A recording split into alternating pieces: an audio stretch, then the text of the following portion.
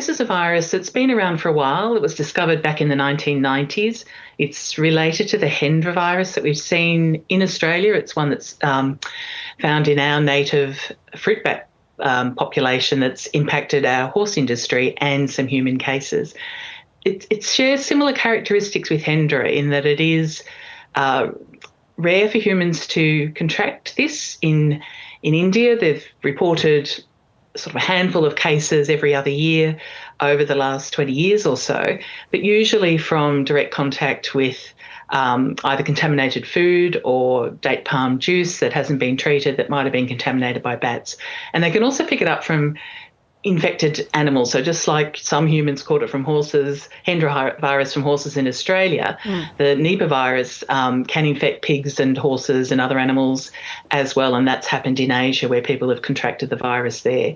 So it's rare that it passes from human to human. It's not very efficient in doing that, but humans do contract this virus. And when they do, it's a really nasty illness with a high fatality rate, particularly if the person develops neurological symptoms, if they get inflammation from the brain or encephalitis, that can actually lead to really poor outcomes. So it is a very concerning disease, but to date, it's not been one that's travelled very efficiently from human to human, which helps it not turn into big outbreaks usually. Right, so why are there all the concerns about it now?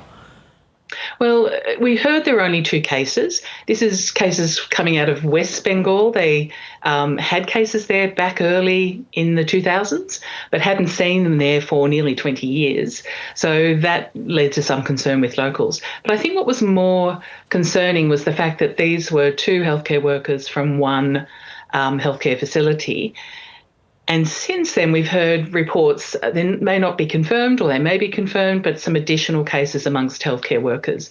So what they're worried about is that, firstly, they might have and are likely to have contracted the virus from an infected patient. If someone came in very unwell, they didn't know they're at risk of the Nipah virus and weren't wearing full protective gear, PPE, then they could have contracted and probably did contract the virus from a patient. If more cases are emerging, what they want to rule out is that there are secondary transmission happening here between otherwise healthy humans passing it on to others. So if these cases, if there are in fact more than 2, but they're all linked back to that initial index case, the infected patient that they think must have started this little outbreak, then I think people will rest more easy. But what they're watching for at the moment is whether or not there's any indications that this particular strain could be spreading person to person more efficiently, in which case we'd have to think about how we contain these outbreaks differently. Okay. This, of course, sounds familiar. Shades of COVID, of course. How similar are the circumstances with Nipah compared with what happened in 2020? So Nipah isn't a new virus. At least we do know this virus. Of course, SARS-CoV-2, responsible for COVID-19, we hadn't seen before in the human population. And we were all immunologically naive to that one, which is why in the first waves, illness was so risky, because it did actually lead to more severe outcomes for particularly some people. This, on the other hand, is the kind of the devil you know. We know quite a bit about the virus. Our own CSIRO scientists were involved in the first documentation of this back in the 90s. So we do know quite a bit about it, but we don't yet have a vaccine. There's vaccines in trials. They've developed one for the related virus Hendra, but we don't yet have one for this virus. But at the same time, it has a much lower transmission rate. Human to human, even if we have seen some secondary cases, it is nothing like COVID, as we could see how easily and how quickly that could spread. So this doesn't have that same threat of being carried, out of a population into an adjoining population and then starting another big outbreak like measles or COVID, thankfully. But it is a more severe illness for those that do contract it. So that is the reason for concern. So it's quite different in terms of the risks, but you absolutely want to avoid as many infections as you can, given the poor recovery rate in people who do get an infection. Okay, but is the world's experience with COVID, Catherine, going to help contain the spread of Nipah?